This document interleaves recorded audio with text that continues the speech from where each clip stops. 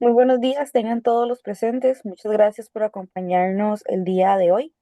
Vamos a presentar rápidamente a nuestros expertos del día de hoy, quienes nos estarán acompañando con el tema de la factura electrónica.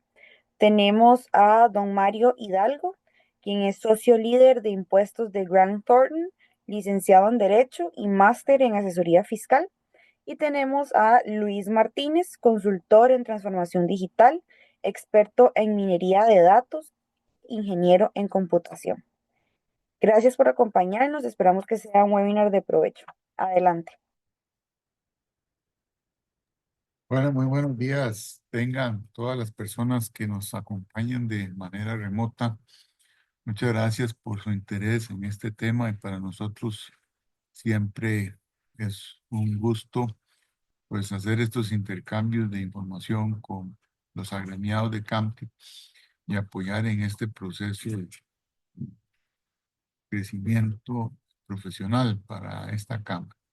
El tema que nos ocupa el día de hoy tiene que ver con los cambios que se han indicado para una nueva versión de factura electrónica, la cual entra en obligatoriedad el 1 de septiembre. Ya tenemos un cambio en la línea de tiempo original y para ello pues vamos a conversar un poquito sobre el fundamento legal de estos temas, concretamente el reglamento de comprobantes electrónicos, la resolución que contiene los anexos y demás modificaciones relacionadas con la estructura de los comprobantes, la línea de tiempo para las fechas de cumplimiento obligatorio, ¿verdad? ¿Cuáles son las fechas que tenemos que tener en cuenta de cara a entrada en obligatoriedad de este formato?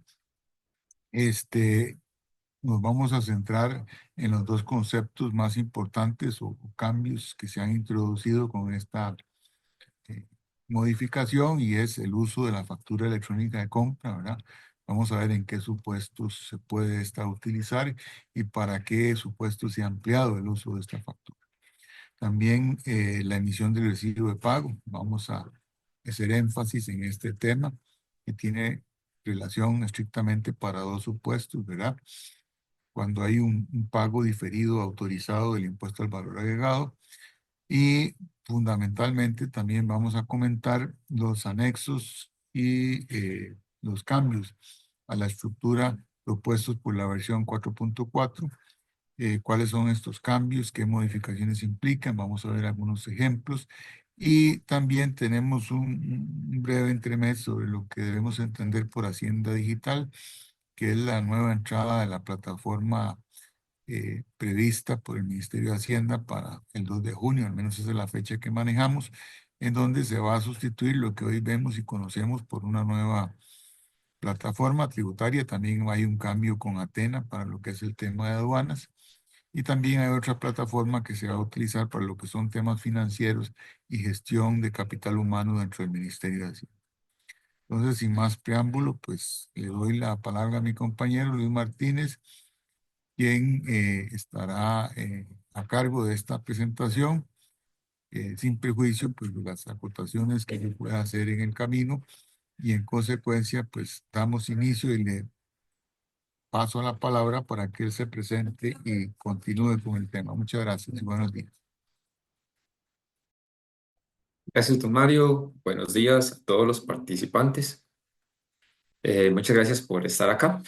Eh, Vamos con el repaso de la normativa de comprobantes electrónicos. Para esto, debemos conocer que se han actualizado dos documentos recientemente relacionados con el tema de comprobantes electrónicos. El primero de ellos sería el Reglamento de Comprobantes Electrónicos para Efectos Tributarios, que es el decreto ejecutivo. En este documento se hace una consolidación de otras normas que anteriormente se encontraban en resoluciones y oficios. El procedimiento tal cual lo conocemos de emisión, de recepción, este se mantiene, al igual que los requisitos de los emisores, de los receptores y de los sistemas. Del reglamento de comprobantes electrónicos vamos a rescatar dos conceptos, bueno, los que mencionamos en agenda, que tienen que ver con la ampliación de los usos de la factura electrónica de compra y los escenarios en los que podremos aplicar el recibo electrónico de pago. Por otro lado, la resolución general sobre las disposiciones técnicas de los comprobantes electrónicos, emitida también el año anterior, viene acompañada de los anexos y estructuras de la versión 4.4, que este documento es el que nos indica cuáles son los campos y estructuras que debe contener el comprobante electrónico, y es de lo que vamos a ampliar durante la presentación. Con respecto a normativa, recientemente, la semana anterior, se publicó la primera resolución de este año en donde se amplía el plazo previamente otorgado por la administración para que los contribuyentes puedan realizar los cambios y modificaciones en sus sistemas a fin de cumplir con la versión 4.4.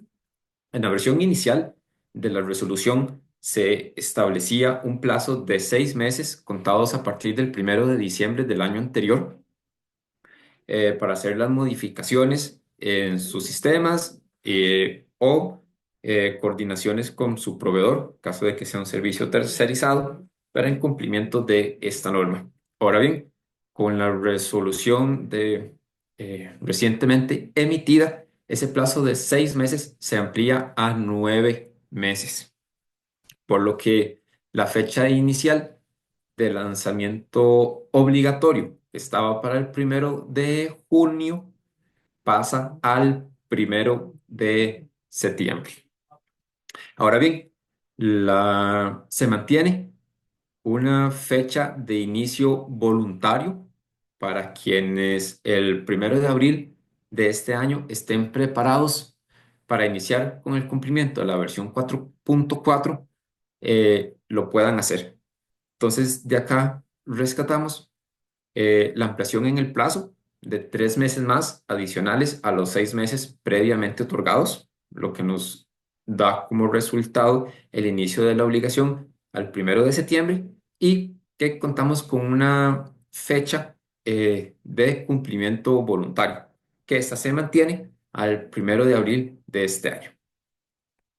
Otra de las fechas importantes que se indican en la resolución es un cumplimiento específico para quienes comercialicen medicamentos de consumo humano. Este requisito empezó a aplicar a partir del 1 de enero del presente año y eh, se basa en que deben indicarse ciertos campos específicos de esta industria de medicamentos de consumo humano, como lo son el registro de medicamento y la forma farmacéutica. Vamos a ampliar un poco más adelante acerca de cuáles son las particularidades de este cumplimiento. De momento lo indicamos como parte de las fechas importantes en la implementación de este sistema, y que de momento este requisito para quienes se encuentren en la comercialización de medicamentos de consumo humano, el sistema actual en la 4.3 ya está validando el cumplimiento de estos campos. De momento, como pueden observar en pantalla, lo que se genera es un mensaje de advertencia en caso de que el sistema detecte que se está utilizando un código CABIS relacionado a medicamentos de consumo humano, y si los campos están o no están en el comprobante. Entonces, esto es una excepción, un inicio anticipado de un cumplimiento adicional eh, en el comprobante electrónico, inclusive en la versión 4.3. Entendemos que cuando se implemente de forma definitiva la versión 4.4, pues este requisito pasaría a ser de cumplimiento obligatorio, pues en caso de omitirse nos podría generar un rechazo. Entonces tenemos por acá que con respecto a las fechas de implementación, la versión 4.4 empezará a regir a partir del 1 de septiembre del 2025, y que no serán autorizadas el uso de versiones anteriores, a menos de que se trate de una excepción del uso de notas de crédito o notas de débito que deban modificar comprobantes en versiones anteriores. Entonces, si nos vamos a a la línea del tiempo con respecto a las fechas importantes. Acá vemos un resumen que el 1 de diciembre del año anterior inició el plazo de implementación, que previamente fue de 6 meses, ahora ampliado a 9 meses, por lo que la fecha de cumplimiento pasó del 1 de junio al 1 de septiembre de este año. En esa línea del tiempo encontramos algunas otras fechas importantes que les acabo de mencionar, como por ejemplo, a partir del 1 de enero de este año está la validación de los campos requeridos en el caso de comercialización de medicamentos. Otra fecha importante que se ha comunicado y especialmente eh, dirigida a desarrolladores de sistemas, y es que se ha puesto allá a disposición el sitio de pruebas eh, que permite el envío de la validación de comprobantes 4.4 en un ambiente controlado para efectos de validar que el sistema cumpla con lo requerido. Ahora bien, como les mencionaba, el 1 de abril de este año podrían empezar eh, quienes estén listos, los contribuyentes que estén listos para el lanzamiento en esta fecha, lo pueden hacer. De aquí resaltamos que eh, podríamos encontrarnos el escenario en que, ya sea que como contribuyentes en la emisión de comprobantes aún no hayamos migrado a la 4.4, pero podría ser que recibamos comprobantes de algún proveedor que decida adoptar este formato de manera anticipada, por lo que consideramos prudente revisar en los sistemas o, sí, o el mecanismo interno de recepción de documentos que nos permita validar y recibir comprobantes emitidos en esta versión, aunque no hayamos hecho el cambio definitivo. Y ahora bien, tenemos entonces que la fecha del 1 de junio de 2025 se extiende 3 meses más para pasar al 1 de septiembre del 2025. Entonces, estas de momento son las fechas importantes que tenemos con respecto a la implementación de eh, la versión 4.4. De acá nada más agregar que lo mencionamos dentro de la agenda y es un tema paralelo durante la presentación, y es resaltar la importancia del proyecto de Hacienda Digital, en el que la administración ha comunicado que eh, la información reportada por medio de comprobantes electrónicos es un insumo fundamental en con el objetivo del prellenado de declaraciones. Entonces, recordamos que parte también de los objetivos de la administración es, y con la renovación de sus sistemas, es darle facilidades al contribuyente y utilizar los recursos a su disposición, entendiendo estos recursos como la información reportada por comprobantes electrónicos que les permitiría pues poder generar una declaración de borrador y pues en un futuro poder generar la declaración definitiva. Con respecto entonces a las fechas, esta es la línea del tiempo que se maneja. Ahora bien, vamos a conversar acerca de dos conceptos claves, que es lo que tomamos del reglamento de comprobantes electrónicos. Es de ahí de donde lo podemos obtener. La factura electrónica de compra es el comprobante autorizado para respaldar la operación realizada en el caso de que nuestro proveedor que venda un bien o preste un servicio no se encuentre obligado a la emisión de comprobantes electrónicos. Hasta la fecha, esta era la definición que conocemos y que se mantiene. Es decir, en la práctica, emitíamos el comprobante electrónico o la factura electrónica de compra para respaldar las compras al régimen simplificado o al régimen especial agropecuario, que son contribuyentes que no se encuentran obligados a la emisión de comprobante electrónico. Ahora bien, esta definición se expande a otros dos supuestos en los que debemos emitir la factura electrónica de compra. Entonces, el primero de ellos sería la emisión de este comprobante electrónico a nombre de un proveedor no domiciliado o a nombre de una persona física que no se encuentre inscrita como obligado tributario. Entonces, ahora bien, vamos a ampliar un poquito acerca quizá del uso más frecuente y necesario con el fin de contar con un comprobante electrónico para el respaldo del gasto. Entonces, eh, con respecto a un proveedor no domiciliado, ¿qué escenarios contempla ese supuesto? Entonces, acá vemos nos ubicamos en un ejemplo de emisión de la factura electrónica de compra. Si estamos familiarizados con el formato, recordamos que el emisor de la factura electrónica de compras, más bien, sí, la compañía que adquiere el servicio es la que se va a encontrar en el nodo del receptor. En nuestro caso de ejemplo, tenemos la empresa costarricense Comercializadora S.A.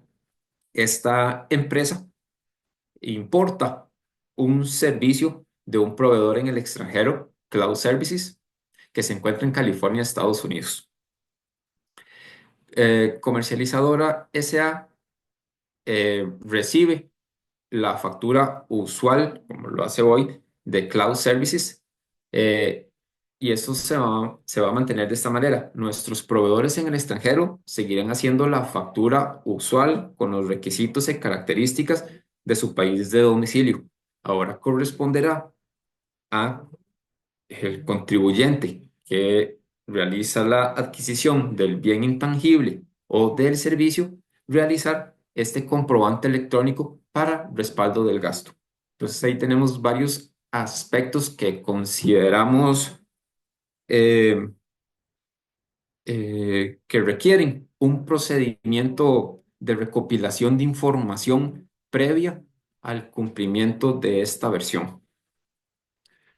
Voy a un momentito, voy a revisar el chat.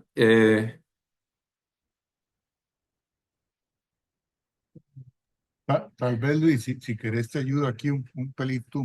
Vamos a ver. Sí, Eh, señor. claro, en Veo que hay esto el chat. tengamos en cuenta dos cositas mientras vos revisás ahí el chat. Primero que Gracias. todo, esta factura electrónica de compra entendida para no domiciliados, proveedores no domiciliados, ¿verdad? Este es el nuevo cambio, supuesto que hoy no tenemos. Primero que todo, aclarar que se refiere solo para la importación de servicios, ¿verdad? Cuando yo recibo servicios del extranjero y para el pago del uso de derechos intangibles. Lo que son mercancías, importación de bienes, seguimos utilizando el DUA, ¿verdad? No hay necesidad de emitir un comprobante adicional. Mercancías no deben o no se requiere que se emita una factura electrónica de compra, basta la factura del importador o suministrada por el importador de origen y el DUA para no generar una duplicidad de documentos. Como ustedes recuerdan, porque aquí hay alumnos y alumnas aventajados, pues el IVA en la importación de servicios hay que pagarlo, o sea, es hecho generador del IVA, ¿verdad? Hecho generador del IVA. Y entonces puede ocurrir que eh, yo tenga que autorrepercutir el IVA por esta circunstancia, ¿verdad? Recordemos que la importación de servicios es hecho generador del impuesto al valor agregado. Entonces, dicho lo anterior, si el servicio se consume en Costa Rica, yo tengo que autorrepercutir ese IVA. Por el contrario, podría haber un escenario en el cual ese servicio no se consume en Costa Rica. Ejemplo clásico, cuando representantes o personeros de la empresa se desplazan al extranjero a realizar alguna actividad para la empresa, ¿verdad? Entonces, ellos traen normalmente facturas o comprobantes emitidas por un no domiciliado en el extranjero por servicios de alimentación, servicios de hospedaje, servicios de desplazamiento y vienen a hacer una liquidación de gastos en el país. Yo puedo emitir una factura electrónica de compra, pero en esos casos que acabo de mencionar, como el servicio no se consume en Costa Rica, no tengo la obligación legal de autorrepercutir el IVA, porque no estamos en presencia de una importación de servicios. Muy importante. Y la otra valoración, que no nada tiene que ver con el comprobante, factura electrónica versión 4.4, es que yo tengo que determinar si el pago del servicio que yo estoy importando, que estoy consumiendo en Costa Rica o que se consumió fuera de Costa Rica, está sujeto al pago del impuesto de remesas al exterior por ser un pago considerado de renta fuente costarricense. Entonces, esto de conformidad con lo que dispone el artículo 54, inciso D, y 55 de la Ley del Impuesto sobre la Renta. Entonces, repito, para el comprobante factura electrónica de compra, cuando tengo un proveedor no domiciliado, tengo que hacer la valoración del IVA, dónde se consume ese IVA, porque si se consumió en el país, tengo que autorrepercutirlo. Y por eso es que en el ejemplo que muestra don Luis, aparece en la línea, ¿verdad? Con el código CABIS, el tema. Entonces, muy importante porque esto me trae dos tareas a modo de conclusión. Tarea número uno, yo tengo que tener información de ese servicio para poderlo homologar de alguna manera y mencionar el código CABIS relacionado, ¿verdad? O el que aplica más a la circunstancia para incluirlo en la factura. ¿Por qué esto es importante? Porque la administración está construyendo o quiere saber en qué estoy gastando yo los dineros que van a ser después pasados como gastos de uso. Y el otro tema importante es que hay que hacer un tamizaje porque el comprobante me pide que yo dé alguna información de referencia sobre el proveedor no domiciliado. Entonces hay una serie de datos que me van a pedir. Entonces yo tengo que anticiparme y la prudencia aconseja anticiparme con esta operación, máxime si son proveedores recurrentes. Entonces estos son los temas puntuales que debemos tener en presencia y cuando hablamos de la autorrepercusión del IVA. Si el servicio se consume fuera de Costa Rica, no hay que autorrepercutir el IVA. Gracias, don Mario. Entonces, acá resaltamos los temas importantes que se acaban de mencionar en la recopilación de información, tanto del proveedor, para su número de identificación y razón social, del código CABIS asociado a ese servicio que estamos importando en este ejemplo, y el monto del IVA a efectos de generar un respaldo por la autorrepercusión de ese impuesto. Ahora bien, quizá el último detalle a mencionar en la emisión de la factura electrónica de compra a nombre de proveedores no domiciliados sería el uso de la información de referencia.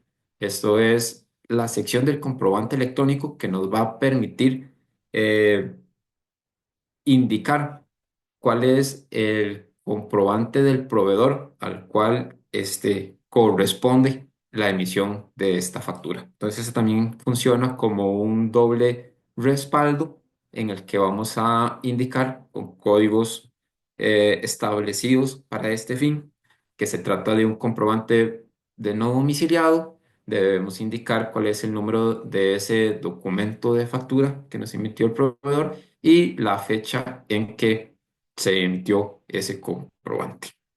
Entonces, con respecto a esto sería también uno de los cambios importantes con implicaciones tanto a nivel de sistema como operativas en la emisión de este tipo de comprobantes. Perdón, Luis, nada más para complementar. Claro. Recordemos que también hay proveedores que están inscritos como proveedores de contenido en servicios transfronterizos, que es el artículo 30 eh, de la ley del impuesto al valor agregado. Entonces, en estos casos, estas personas están registradas ante la administración tributaria. Entonces, estas personas sí van a tener un número de identificación, ¿verdad? Porque los tienen asignado. Muchos proveedores no domiciliados no van a tener un número asignado, ¿verdad? No hay un número que se les haya concedido porque no están registrados de ninguna manera en Costa Rica. Entonces voy a tener que buscar algún número de referencia para ese proveedor y lo que va a haber es una validación de carácter formal porque la administración nunca va a poder corroborar, porque no tiene esos datos, esa información. Si por el contrario el proveedor sí está inscrito, por ejemplo el caso de los proveedores transfronterizos, entonces ahí entiende que yo podría emitir la factura electrónica de compra y incluso podría autorrepercutir el IVA, aun cuando el emisor de la tarjeta, por disposición de esta norma que hemos mencionado, hace la retención en la tarjeta. ¿Y esto por qué lo incluyo yo? No es que lo voy a pagar dos veces el IVA, no es, esa no es la idea. La idea es que tenga yo como contribuyente un respaldo en ese comprobante electrónico de compra de la autorrepercusión del IVA, aun cuando me lo hayan retenido de manera anticipada para proveedores de servicios de contenido transfronterizos. Ahora, Luis, veo ahí la pregunta reiterada del tema del RUT, ¿verdad? En este caso, obviamente, el proveedor no domiciliado no está inscrito, ¿verdad? Un proveedor no domiciliado no podría tener jamás un número de identificación, ¿verdad? Si por alguna razón ya está registrado en el país, entonces es domiciliado y es otro escenario. Entonces, el proveedor no domiciliado es aquel proveedor que no está registrado de manera alguna en la información que lleva al efecto de la administración tributaria. Sí, retomando esa última observación, que hay comentarios en el chat. Si bien es cierto, la administración no está en capacidad de validar esos números de identificación en el caso de proveedores extranjeros, por lo cual se ha indicado que entendemos que la validación sería estrictamente de formato, es decir, como se indican los anexos, que se admite una cadena de caracteres con un largo de 20, con hasta un largo de 20 dígitos. Ahora bien, aquí estamos con el tema de factura electrónica de compra. Continuamos con el otro comprobante electrónico novedoso, que es el recibo electrónico de pago. Este lo entendemos que es el comprobante autorizado que respalda el pago parcial por la venta de bienes y la prestación de servicio a crédito con pago diferido. Entonces ahí resaltamos las últimas palabras en el uso de este tipo de Tal comprobante. vez, Luis, perdona la interrupción, nada más Señor. para que no se quede en el tintero. El otro Ujú, supuesto que mencionaba Luis de el tema de la electrónica, de la factura electrónica de compra para personas no domiciliadas, perdón, para personas que no deben estar o ujú. proveedores no registrados. Ese supuesto es únicamente para ese supuesto. No sirve para solventar otros escenarios o otras situaciones donde el proveedor de servicio tiene una situación irregular o está omiso o está oculto. Pero hay muchos ejemplos de gente que a veces le pagamos dinero, que son trabajadores autónomos, unipersonales, el jardinero, personas que sin ningún ánimo peyorativo relacionan ciertas tareas y no están inscritas. Entonces, este comprobante no fue creado para solventar esa situación, porque, repito, la idea sigue siendo la misma. El comprobante tiene que estar relacionado con alguien que está inscrito, ¿verdad? Si no, el gasto no es deducible. Entonces, el ejemplo de texto es, por ejemplo, cuando yo le vendo un bien usado a una empresa, yo no tengo la obligación de estar registrado en esa condición, ¿verdad? Y en consecuencia, esta modificación no viene a solventar esa situación. Entonces, perdón Luis, era nada más para complementar eso. Adelante. Sí, sí, gracias, don Mario. Lo que comentamos que la novedad con respecto a la factura electrónica de compra, básicamente entonces son esos dos supuestos, proveedor no domiciliado o en los casos de a nombre de un no contribuyente. Ahora bien, retomamos el tema del recibo electrónico de pago, como les comentaba, es el comprobante que nos va a respaldar el pago parcial o total en los casos de servicios a crédito con pago diferido. Entonces, la normativa comprende dos escenarios en los que podemos estar ante un pago diferido del IVA. El primero de ellos es con respecto a la prestación de servicios al Estado. En estos casos, tenemos el ejemplo, la compañía costarricense, compañía ABC, le está prestando un servicio a una institución del Estado. Se identifica en la condición de la venta el código para este fin servicios prestados al Estado. Ya esto es parte de la codificación existente en la versión 4.3. Se indica en la norma que el hecho generador en la prestación de servicios al Estado se da en el momento en el que la institución emite el pago, lo cual puede ser 1, 2 o 3 meses posteriores a la emisión de la factura. Es en ese momento en el que se da el pago debemos, cuando se da el pago por parte del cliente, que debemos declarar y pagar ese impuesto. Entonces, en el momento que la institución a la que le brindamos el servicio nos paga por ese servicio brindado, es cuando corresponde la emisión del recibo electrónico de pago, indicado así en la condición de la venta con el código 09, pago de servicios prestados al Estado. Estos códigos de condición de la venta son existentes en la versión actual, en la 4.3.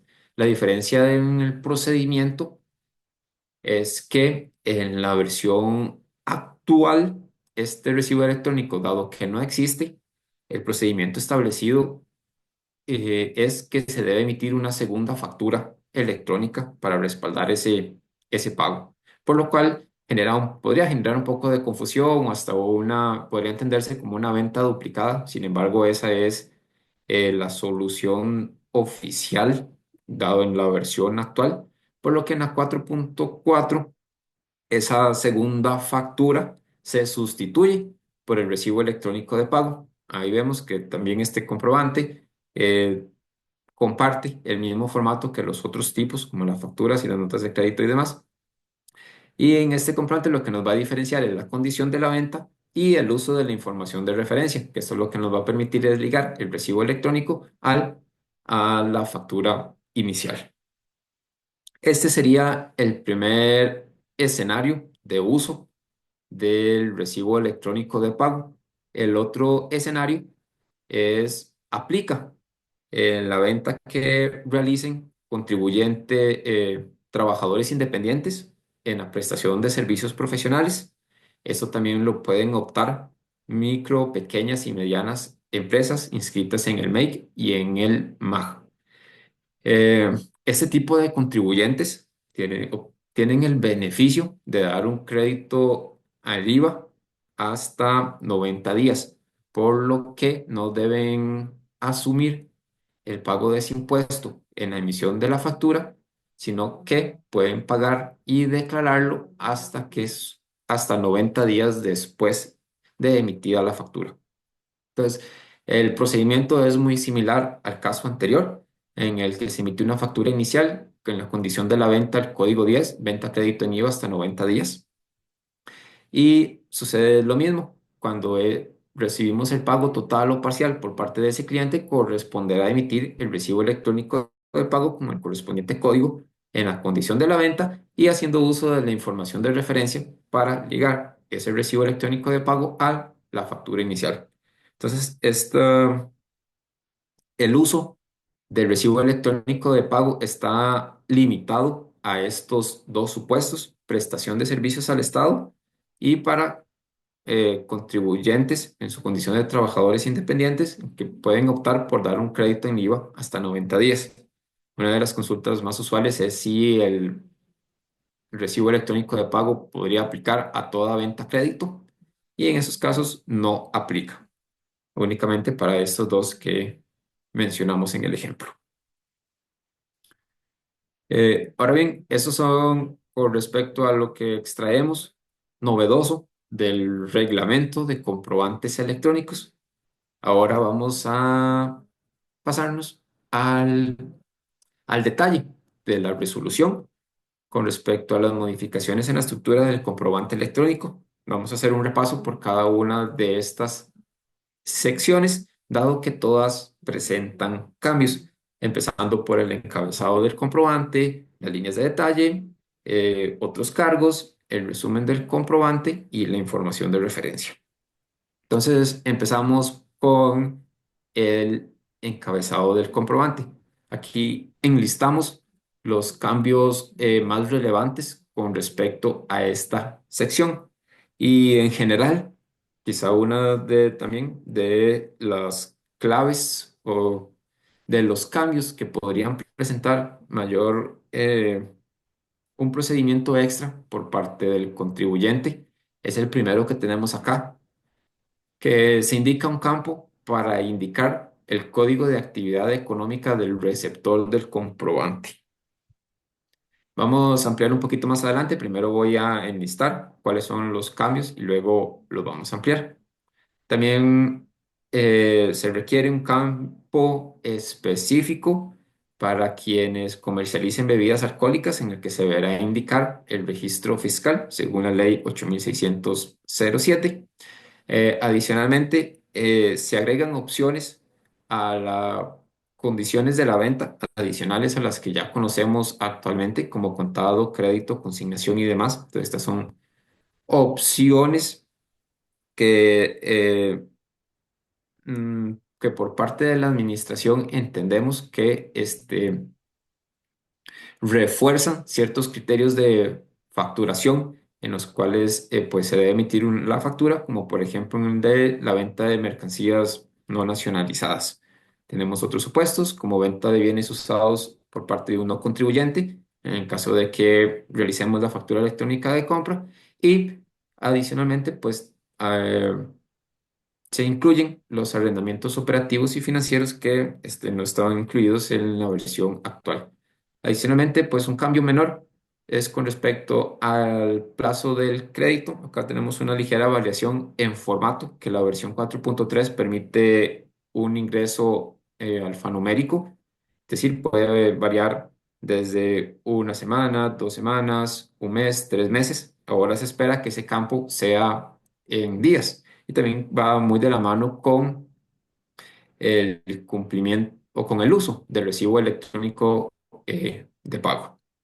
Entonces, para ampliar acerca de estos conceptos, tenemos el del Código de Actividad Económica del Receptor. En principio, este cambio se presenta como condicional, tendiendo condicional en el que si el requisito se cumple, debemos indicarlo en el comprobante electrónico. Sin embargo, se plantea un futuro que este dato llegará a ser obligatorio. Y el año anterior, eh, observamos que el ministerio, que por parte de la administración estuvo explorando esta validación que en algún momento se implementó o se limitó que la factura electrónica debía estar dirigida a un contribuyente con actividad económica e inclusive generaba rechazos si se le facturaba a una persona con la actividad económica de persona legalmente constituida.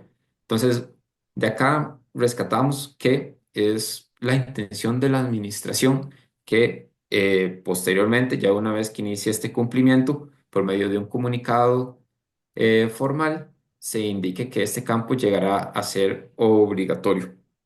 ¿Cuál es la razón o el objetivo de la administración con respecto a este campo? Básicamente sería para mapear los gastos válidos hacia una actividad económica, así tal cual lo requiere la declaración del IVA. Y adicionalmente, pues poder ejercer mayores controles en la validación de si los gastos están asociados verdaderamente a la actividad del contribuyente. Entonces, de acá partimos en que se implementarán varias validaciones. La primera de ellas es que la actividad económica, que el código que indiquemos del receptor exista dentro de las actividades del root. Caso contrario, pues se rechazará el comprobante y posteriormente se hará una validación de si ese código de actividad el receptor lo tiene inscrito. Entonces, de acá resaltamos que eh, esto implica un procedimiento de recopilación de información de nuestros clientes que se podría adelantar de una manera proactiva en preparación al inicio de esta obligatoriedad. Por acá tenemos una herramienta que ha desarrollado la administración, que ya está, tiene varios años de existir, en el que nos permite, por medio de un API, obtener la información similar a la que encontramos en el SIC. Estos datos, por ejemplo, de la situación, si es moroso, si es omiso, y adicionalmente nos permite obtener eh, sus actividades económicas, indicando si se trata de la actividad principal o de la actividad secundaria. Entonces, en estos estimamos que en la práctica nos podemos encontrar varias situaciones en las que el contribuyente receptor del comprobante tenga inscritas varias actividades económicas.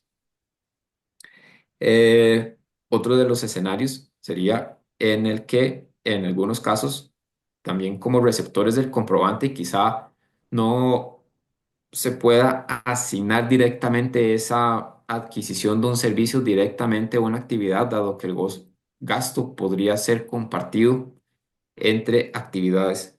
Entonces, para esos casos, estimamos suficiente que, dadas esas particularidades, la indicación de la actividad económica principal sería suficiente, a menos que el receptor del comprobante nos indique explícitamente a cuál actividad debemos indicarle o dirigirle el comprobante electrónico. Recordando que este dato es un dato global en el encabezado del comprobante y que solo admite pues una actividad. Entonces, de por acá, reforzar que el uso, o más bien la preparación que esto conlleva en el mapeo de los clientes y de sus actividades económicas. Continuamos con respecto a los tipos de identificación, adicionalmente a los que ya conocemos como cédula física, jurídica, DIMEX y NIETE, se crean códigos para el uso de el extranjero no domiciliado o el no contribuyente, especialmente para la emisión de la factura electrónica de compra.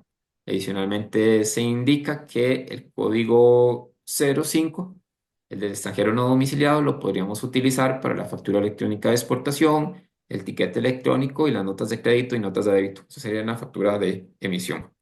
A diferencia del código 06 de un no contribuyente que solo estaría habilitado para la emisión de las facturas electrónicas de compras en el caso de la adquisición de bienes usados. El siguiente tema sería con respecto a las condiciones de la venta, lo que les mencionabas, adicionales a las que se encuentran acá, se observan en negro, que son de contado, crédito, consignación y demás. Apartado, tenemos, bueno, y las de prestación a servicios del Estado, y venta a crédito al IVA en 90 días, tenemos las nuevas, que serían la venta de mercancías no nacionalizadas, venta de bienes usados de un no contribuyente y los arrendamientos operativos y financieros. Entonces acá podremos ampliar acerca del código 12, la venta de mercancía no nacionalizada, que dice que es la venta de una mercancía cuando la misma no se encuentre nacionalizada en Costa Rica, puede ser antes o después de haber presentado la declaración de mercancías ante la autoridad aduanera del país destino, como por ejemplo lo que se conoce como ventas sucesivas. Entonces, este concepto confirma la obligatoriedad de la emisión del comprobante electrónico o de la factura electrónica en los casos de una venta sucesiva. Hasta acá son los cambios con respecto al encabezado del comprobante. Ahora exploramos con respecto a las líneas de detalle o del servicio. Acá tenemos algunos encabezados, por ejemplo, el tipo de transacción. Este es un campo novedoso en el comprobante en la versión 4.3, 4.4, perdón. Vamos a ampliar a ver cerca de cuáles son esos supuestos de emisión de este tipo de transacción, cuáles son, cómo debemos identificarlos. Tenemos un cumplimiento específico para industria, para quienes comercialicen vehículos, aeronaves o embarcaciones, en el que se requerirá indicar el número de BIN o de serie, dado que estas validaciones se harán por medio del código CABIS. Entonces, en el momento que el sistema detecte que se está utilizando uno de estos códigos, pues requerirá esta información. Otro de los cambios relevantes para quienes comercialicen surtidos es la modificación en el comprobante electrónico que nos permitirá indicar el detalle del surtido dentro de una línea principal. Entonces, esto lo podemos entender como líneas de detalle dentro de una línea principal, cada uno con sus características. Entonces, vamos a ver a cuáles códigos aplica, cuáles contribuyentes pueden hacer uso y cuáles son las implicaciones. Los siguientes, también con respecto a las líneas de detalle, uno de los cambios relevantes es con respecto a la asignación de códigos de descuento, a diferencia del formato actual en el que la naturaleza del descuento se puede indicar de manera, se puede digitar. Ahora se han estandarizado las posibles opciones y por lo que la administración espera que exista primeramente una política de descuentos que soporte estas prácticas comerciales y adicionalmente una asignación entre las políticas de descuentos a los códigos que ha determinado la administración para este fin.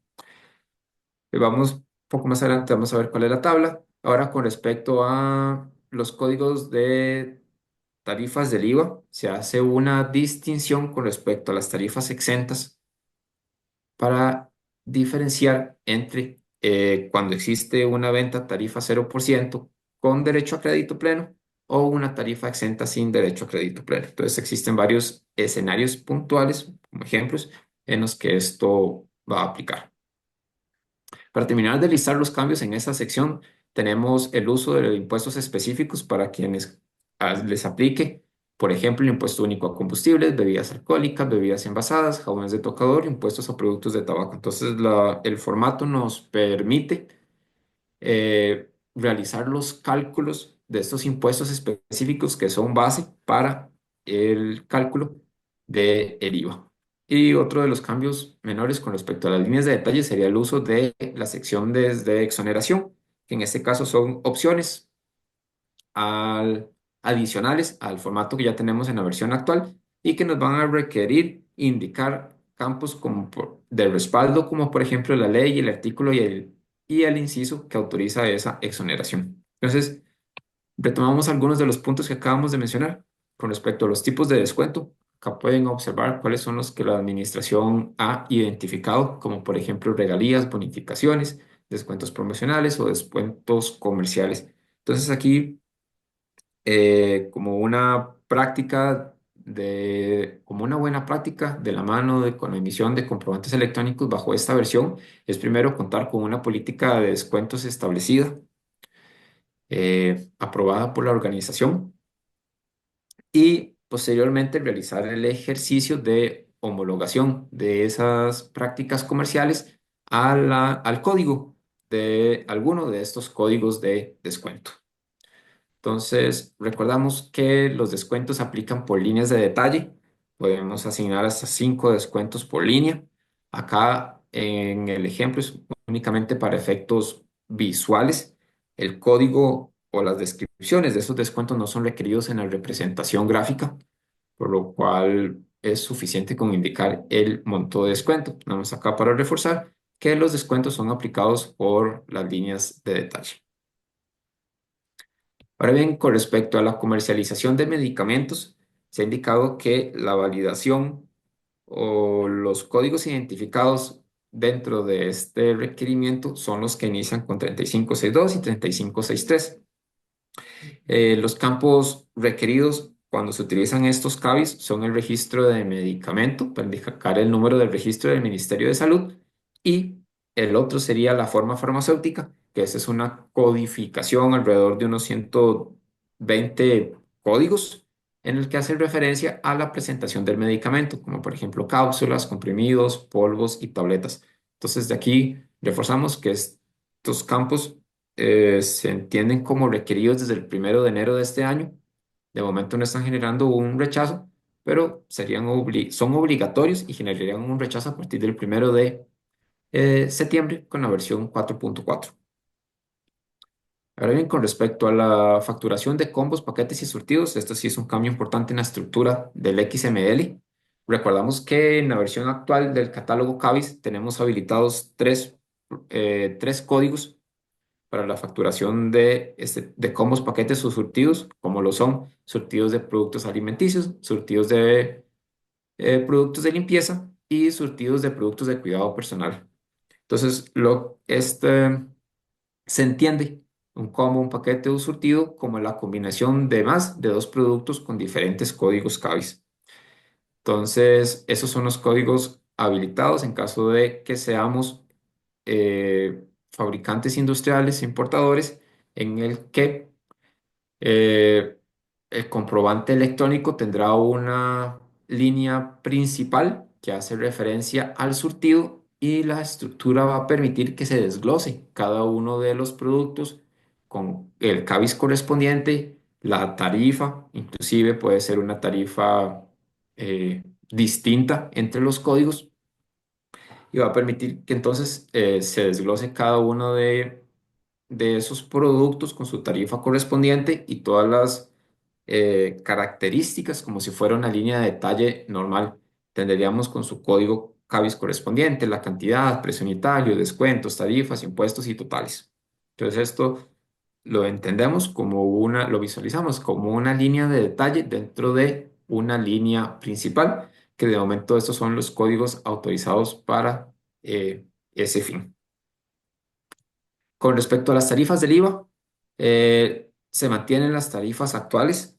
La diferencia está en la diferenciación en el código 01, que este va a estar aplicado cuando esa venta otorgue derecho a crédito pleno, como por ejemplo las ventas a la Caja Costarricense del Seguro Social o las municipalidades, a diferencia del código 10, que es una tarifa exenta sin derecho a crédito, como por ejemplo los libros o los intereses. Entonces ahí podría haber una parametrización distinta a la actual para identificar entre estas dos tarifas del IVA.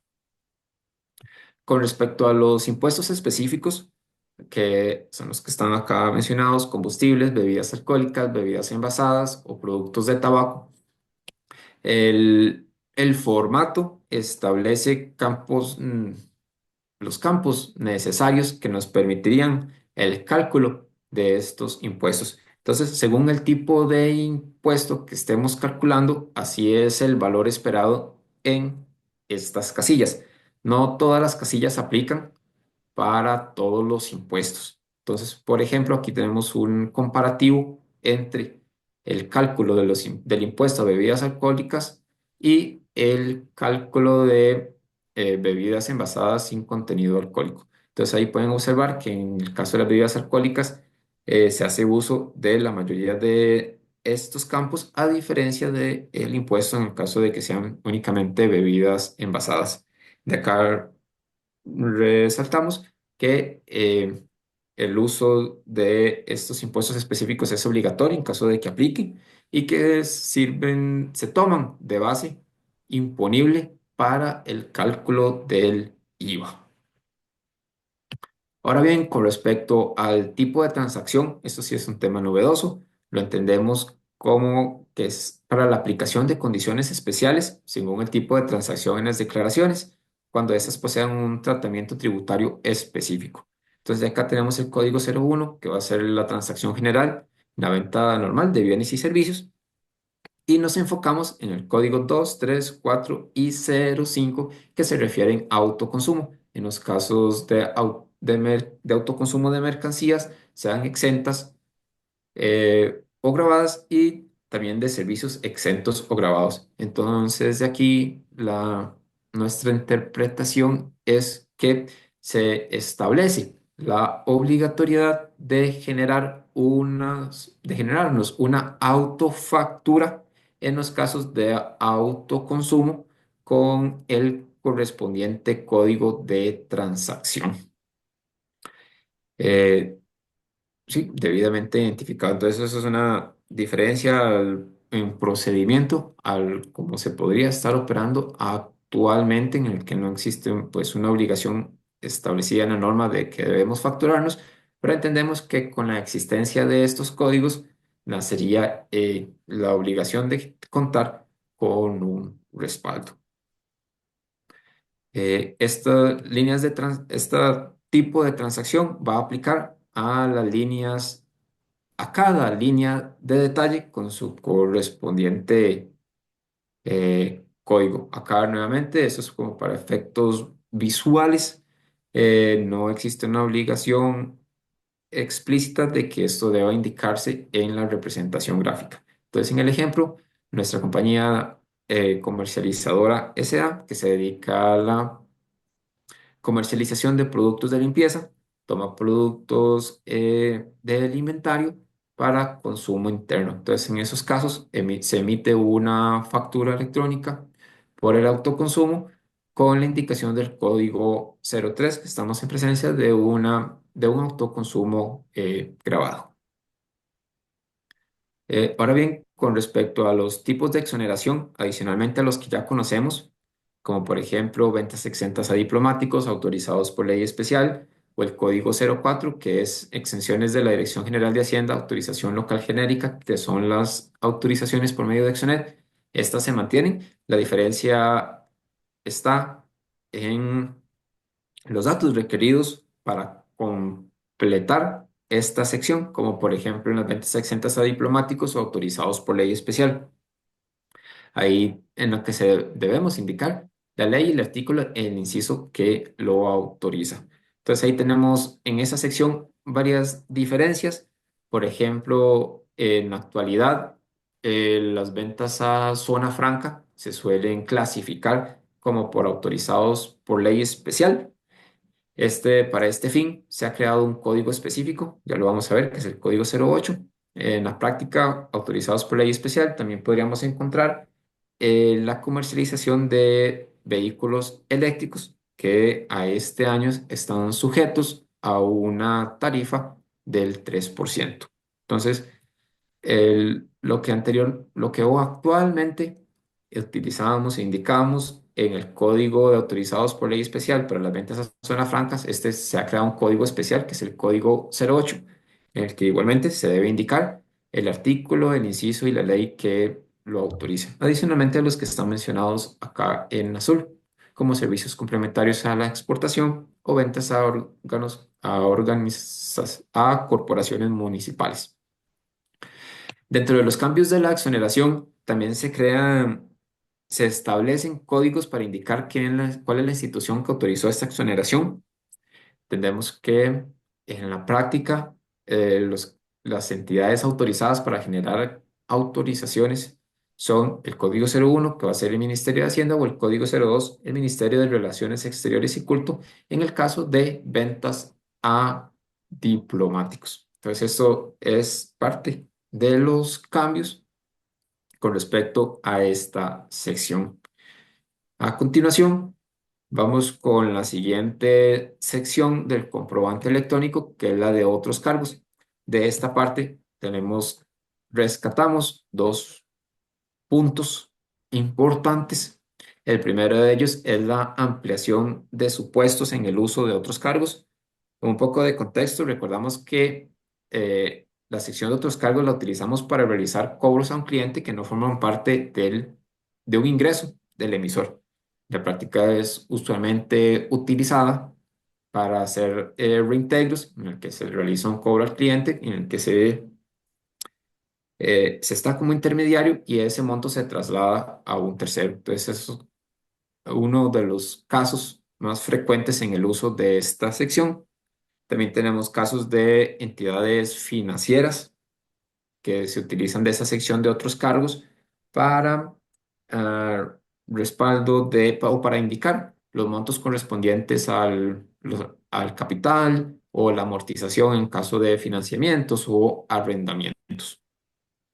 Adicionalmente a esos tipos de otros cargos como contribuciones para fiscales, timbres de colegios profesionales, impuesto de servicios 10%, tenemos los códigos novedosos, como por ejemplo depósitos de garantía, multas o penalizaciones o intereses moratorios. Entonces, en el caso de arrendamientos, esta es una nueva herramienta que nos permitiría, por medio de emitir un comprobante electrónico autorizado cuando se reciben el depósito de garantía. El otro de las particularidades de esta sección es que ahora sí, ahora la normativa establece de manera explícita que el comprobante electrónico puede existir únicamente con la sección de otros cargos, a diferencia de la normativa actual en la que se indica que para hacer uso de la sección de otros cargos debe existir una línea de detalle. Entonces, ahora se hace la aclaración o una particularidad que tenemos con la versión actual con respecto a la normativa, que no es muy clara, en la que se establece que entonces el comprobante electrónico puede existir únicamente con esta sección en estos casos que están aquí indicados. Esos serían los dos cambios puntuales con respecto a esta sección de los otros cargos. Con respecto al resumen del comprobante, de acá resaltamos que se ha incluido el medio de pago Simpe Móvil, dado que es frecuente recientemente ver en medios de comunicación la intención de la administración tributaria en darle trazabilidad a las operaciones realizadas por medio de esta plataforma, por lo cual consideramos que este es un paso inicial en el mapeo de este tipo de transacciones. Estas son opciones adicionales a las que ya pues se tenían en el comprobante en la versión 4.3, como por ejemplo efectivo, tarjetas, transferencias y demás. Son opciones que el sistema debe estar en capacidad de brindarnos. Con respecto a la información de referencia, recordamos que la información de referencia mayormente la utilizamos en emisión de notas de crédito y notas de débito para indicar cuál es el documento el que se está modificando. Esa definición o ese uso se mantiene. Ahora en la versión 4.4 lo resaltamos el uso en el caso de la emisión de la factura electrónica de compra para indicar la factura eh, del proveedor no domiciliado. Entonces, para ese caso, estaríamos haciendo uso del código 16, que se refiere al comprobante de un proveedor no domiciliado. Adicionalmente, tenemos la razón de referencia, que queda como un poquito duplicado este código de referencia, que sería el código 11, que también hace referencia al proveedor no domiciliado. Entonces, si retomamos el ejemplo inicial, en el caso de la importación de un servicio de almacenamiento en la nube, retomamos entonces acá, esos son los códigos que debemos hacer uso de manera obligatoria como un respaldo adicional que nos permita ligar esa factura electrónica de compra a la factura que emitió el proveedor. Entonces, en esos casos tenemos el código 16, que corresponde con el comprobante del proveedor no domiciliado, el número de documento de esa factura, cuándo se emitió y el código 11 que también refuerza que se refiere a un proveedor no domiciliado. Entonces, ahora bien, esa era la última sección del comprobante electrónico en el repaso de estos cambios. Retomamos. Muy bien, cerramos con esta frase que nos indica de que hoy hablamos de que Hacienda Digital tendrá borradores de declaración, mañana podrá generar la declaración de impuestos. Entonces, para reforzar la importancia de reportar información veraz y real por medio de comprobantes electrónicos, dado que este será el insumo por parte de la administración para el prellenado de declaraciones. ¿Cómo se estima que se podrá por medio del sistema de Hacienda Digital el próximo año 2026?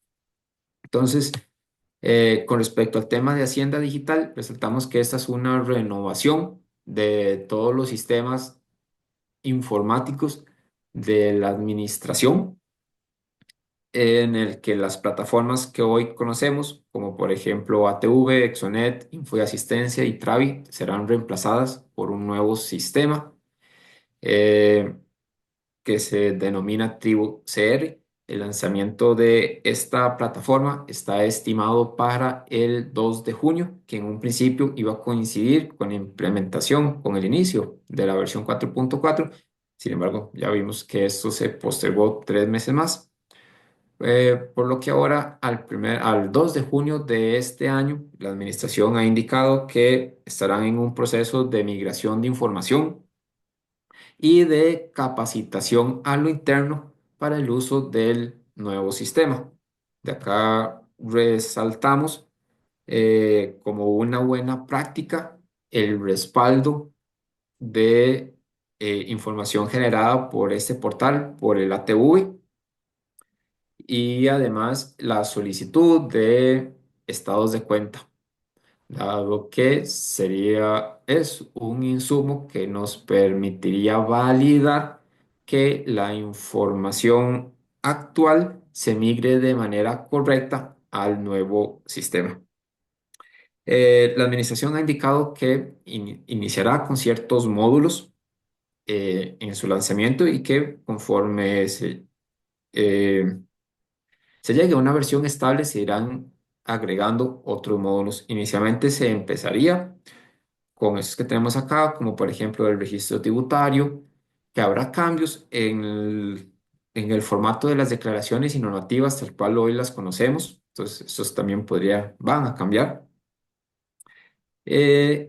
También que se pondrá a disposición el portal Tico Factura, que sería el facturador oficial gratuito por parte de la administración, que está abierto a cualquier contribuyente que quiera utilizarlo.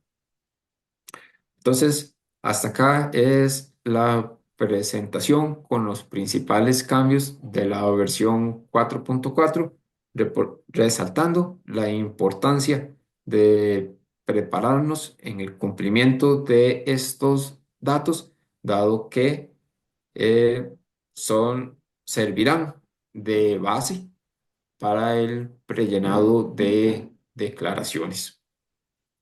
Entonces, muchas gracias por su atención. Quisiera saber si tenemos revisar el chat, a ver si tenemos alguna consulta o comentarios. Inclusive, si gustan alzar la mano o hacerlo por medio del micrófono, pueden hacerlo. Tal vez, Luis, vamos en orden. Aquí dice, buenas gracias. La presentación se les va a compartir, ¿verdad? Eso es importante. Entonces hay una dudita aquí que dice, si soy una manufactura y compro materiales a proveedores en otros países, ¿estoy obligado a generar? No, solo para servicios y intangibles. Si el servicio se paga en Costa Rica, pero no todo el servicio se consume en Costa Rica, pues hay otros clientes de otros países que también usan el servicio.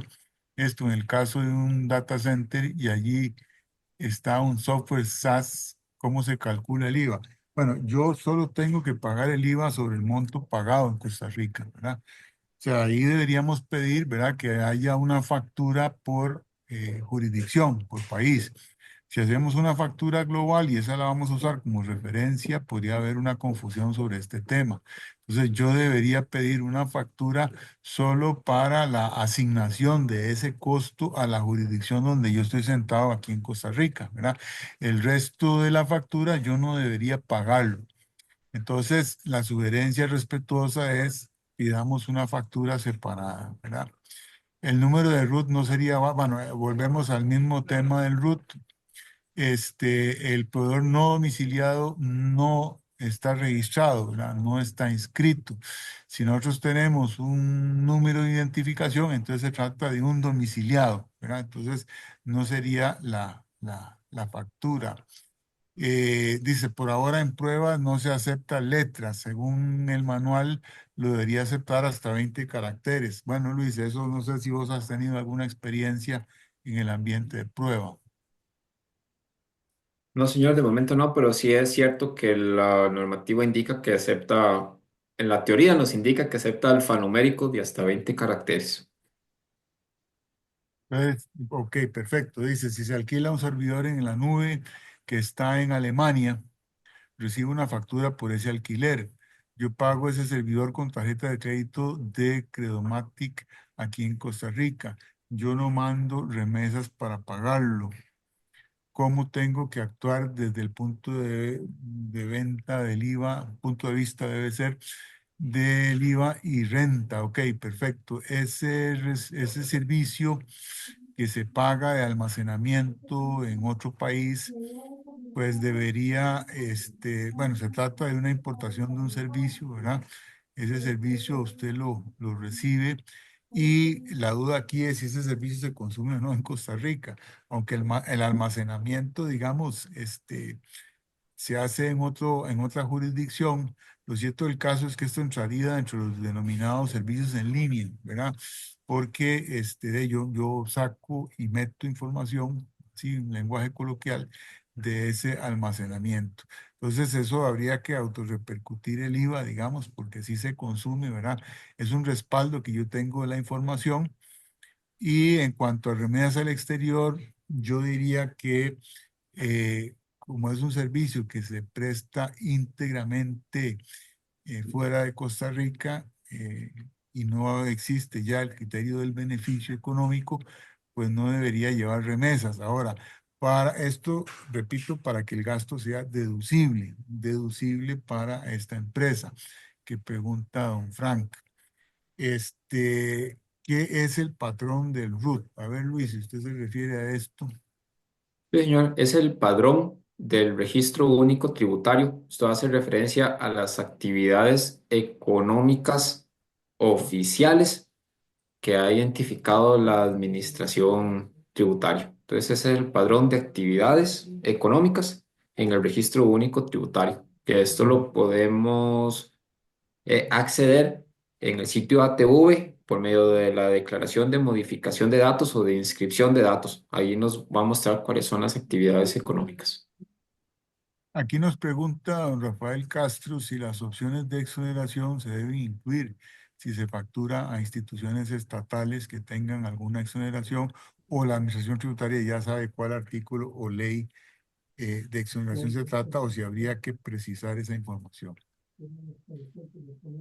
Sí, esto va a depender del tipo de exoneración que apliquemos. Este requisito de indicar la ley, el artículo y el inciso aplica para algunos tipos de exoneración, como por ejemplo la ley, las ventas a diplomáticos. En el caso de que estemos presentes ante una ley especial, en esos casos también aplica, o en el caso inclusive de zonas francas. Esos son como los tres en los que aplica el requisito de indicar los datos asociados a la exoneración. Perfecto. Aquí hay otra dudita, dice que en el caso de los surtidos o combos, donde entran 10 tortas, 20 panes y salen 10 hamburguesas. En este caso se detallan todos los ítems. Bueno, yo no diría que eso sería un surtido, ¿verdad, Luis? Técnicamente, ¿verdad? Surtido o combo sería aquella, digamos, conglomerado de ítems, de bienes que son autónomos entre sí y están dentro de los tres supuestos que habló Luis cuando explicó este tema. Entonces, lo que tenemos que tener claro es que esto de los combos es una variación, ¿verdad? De lo que teníamos antes. Antes de esta modificación de la factura electrónica, lo que nosotros veíamos era, o lo que la administración sostenía, es que si yo incluía varios artículos en un combinado, recuerdan tal vez ustedes el caso de la factura de Navidad, o de la canasta, perdón, de Navidad, pues ahí la administración decía que eso se convertía en un bien nuevo y había que pagar el IVA indistintamente de los bienes que conformaban, digamos, ese surtido fueran exentos o no. Ahora la regla es diferente, ¿verdad? Si yo no soy importador, porque si ya yo lo importo así, no aplica esta regla, o si soy fabricante, no aplica esta regla. Si yo conformo un surtido de bienes y lo vendo, yo tengo que detallar por cada línea el ítem y el tratamiento fiscal asociado. Aquí estamos hablando de la preparación de un alimento, Luis. No sé si vos compartís de que no sería clásicamente un surtido, ¿verdad? Eh, Sí, estoy de acuerdo. Creo que habría que analizar si estamos, si somos, por ejemplo, fabricantes de este tipo eh, de productos, Sí. pero sí entendería que debería más bien facturarse por aparte. Estoy de acuerdo que no entran dentro de la definición de combos. Sí, efectivamente, igual nosotros vemos hoy, y la pregunta es válida e interesante, ¿verdad? Siempre uno no termina de aprender de muchos lugares ahora uno ve comidas preparadas, ¿verdad?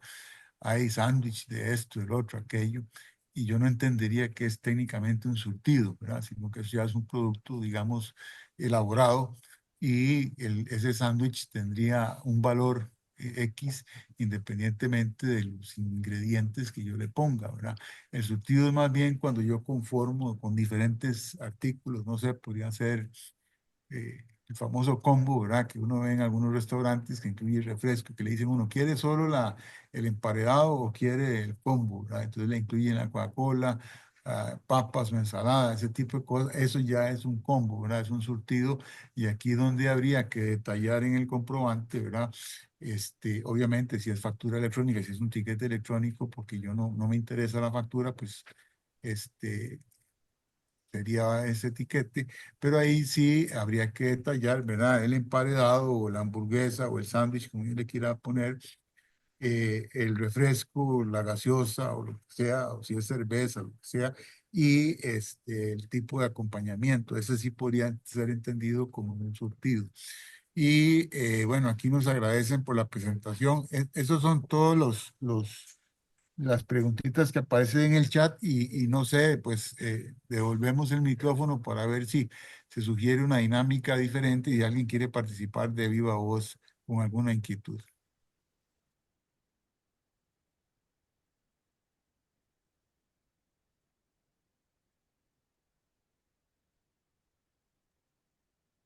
Bien, si alguien tuviera alguna otra consulta que quisiera hacerle a nuestros expertos de hoy, este es el momento, lo pueden dejar en el chat o como dice don Mario, pueden abrir su micrófono y hacerla, sino ¿Puedo hacerle para una pregunta? adelante, don Frank.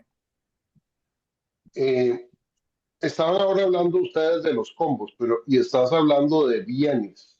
Pero, por ejemplo, yo tengo un caso de que en un laboratorio clínico hay lo que ellos llaman un perfil. El perfil es como un combo, para que lo entendamos bien. Digamos, yo tengo la prueba que es el hemograma, la orina y triglicéridos, por decir. Pero hay una prueba, que son esas tres pruebas, que se llama el perfil básico, digamos, ¿verdad? Esos no son bienes como tales, porque son servicios que cobra el laboratorio.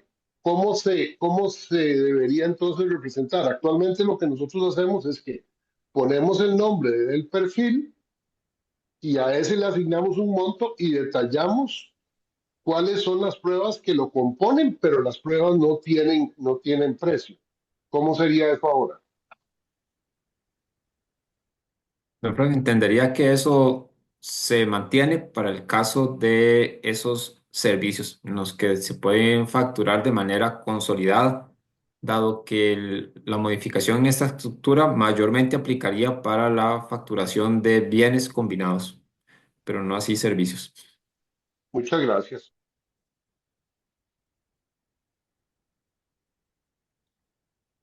Y muy buena pregunta porque aclara esa situación. Efectivamente, esto está enterado o pensado de momento para bienes. Recordemos que esto es un objetivo en movimiento, ¿verdad?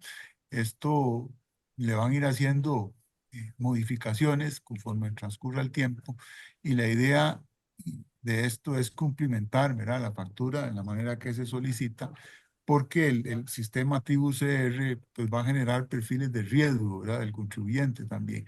Entonces a la administración le interesa saber en qué gasta eh, un contribuyente los gastos que estima como deducibles. Voy a poner un ejemplo absurdo que a veces son los más sencillos de entender, y es que, por ejemplo, un contador o un abogado, o no sé, o un ingeniero en sistemas, sería raro que tenga una factura comprando en un depósito de materiales dentales, ¿verdad? Entonces ya eso genera una alerta para la administración de que ahí podría haber un gasto para ese profesional no deducible. Entonces es muy importante que nos empapemos de manera anticipada con lo que son las actividades de nuestros proveedores y nuestros clientes y el tema del código CABIS, ¿verdad? Esto es un tema delicado también, un poco engorroso, pero si tenemos muchas facturas diarias, cotidianas, ¿verdad? A veces cuando son pocas facturas es más sencillo, pero un poco la idea es que lo que hay que entender que esta formalidad que se está planteando es para el día de mañana, como ya lo adelantó don Luis, llegar a un escenario de prellenado de declaración y, ¿por qué no, en un futuro también, pues, no muy lejano, que le digan al contribuyente, mire, esta es su declaración ya confeccionada a partir de la información que tiene el sistema y hay una diferencia entre lo que usted presentó y lo que genera el sistema y explíquese. Entonces, esa es la idea de que las fiscalizaciones adquieran ese carácter. Por eso estos temas y estos detalles son tan relevantes e importantes porque si no lo hacemos de manera correcta, vamos a empezar a generar una serie de conversaciones, ¿verdad? Eh, Inapropiadas o no deseadas, digamos, con la administración tributaria. Por eso es importante ponerle detalle a estos temas. No sé si alguien más quiere hacer otra pregunta, con mucho gusto.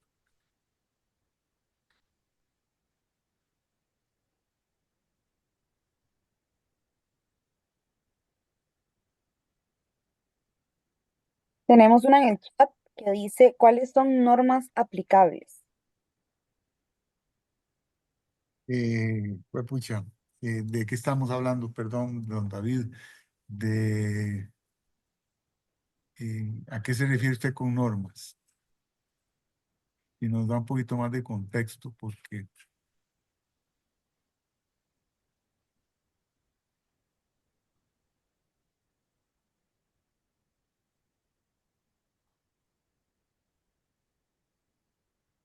Las de facturación, indica. ok, sí, bueno, entonces, como bien decía don Luis, tenemos el reglamento, tenemos la resolución, ¿verdad?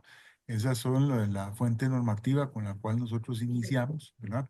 Y esas, digamos, las que habría que tratar de entender y profundizar en ellas.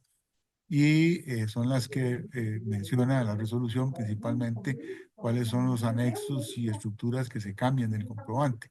Entonces, esos documentos, tal vez Luis, si pones la primera filmina donde está mencionado Claro. la, la normativa, ¿verdad? Estos son los documentos que Ahí. dan respaldo a todo este tema, ¿verdad? Que es el decreto ejecutivo 44.739 y la resolución identificada bajo el número 0027-2024. Estas fueron del año pasado y están sujetas a un plazo de implementación, como ya lo mencionó Luis, ¿verdad? También, obviamente, pues aplica aquí la legislación tributaria en general, ¿verdad? Lo que sería el impuesto de renta, impuesto al valor agregado, pues todo esto se complementa entre sí, pero de cara a la facturación, estos serían, digamos, los dos documentos a los que tendríamos o sobre los cuales tendríamos que poner el foco principalmente.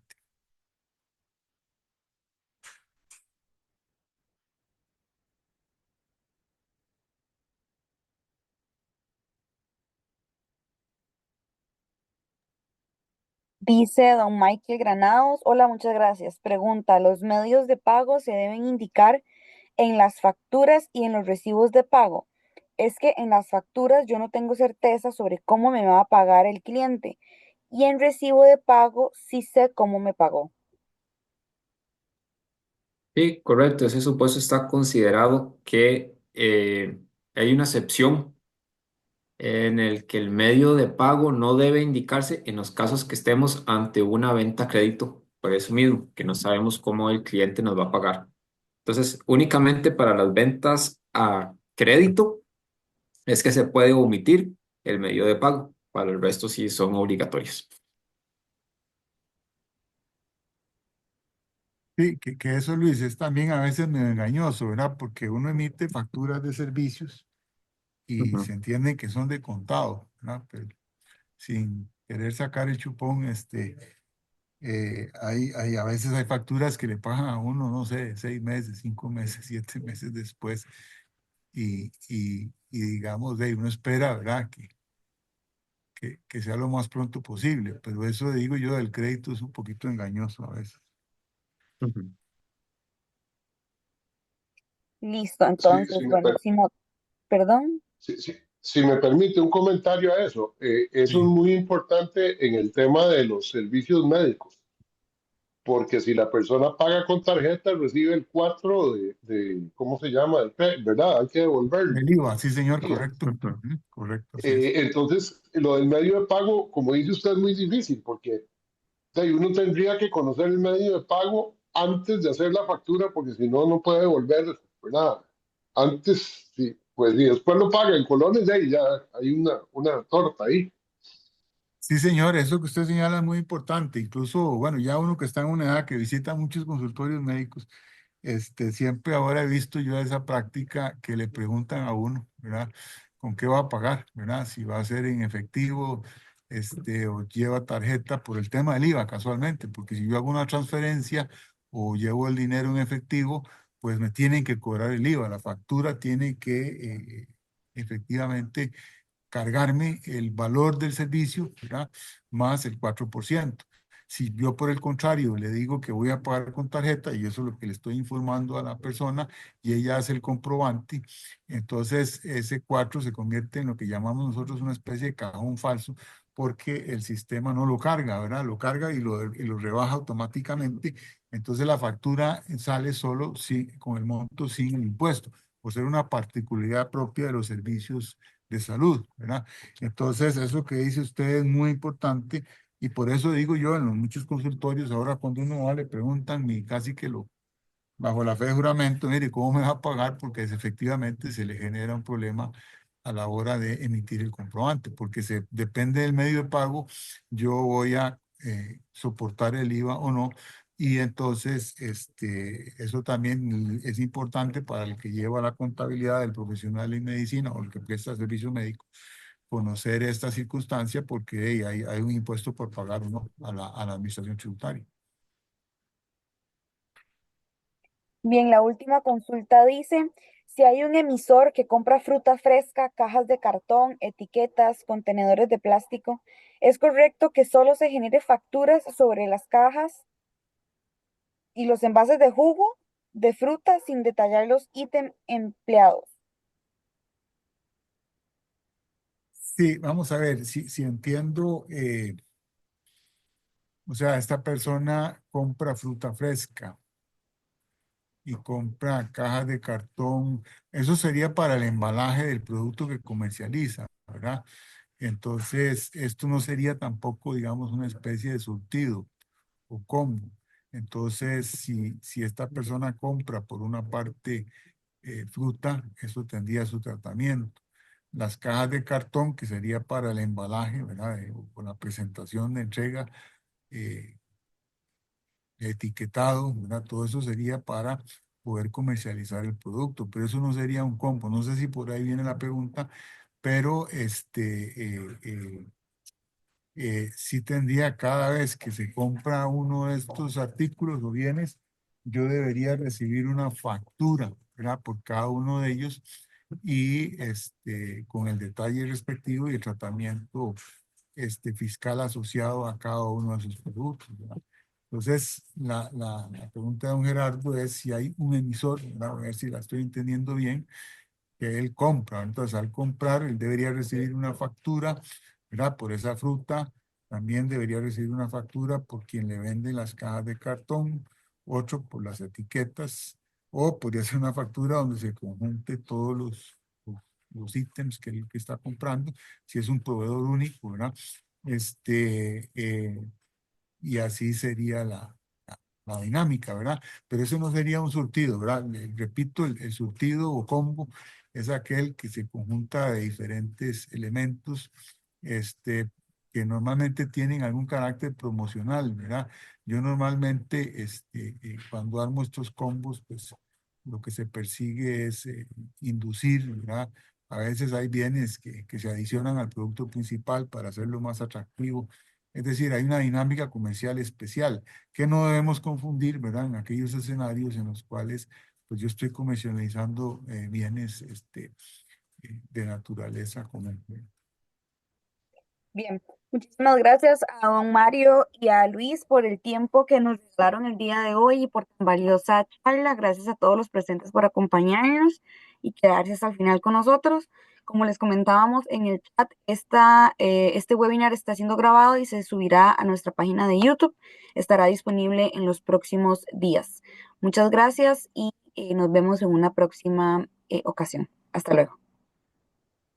Gracias. Buen día. Gracias, buen día.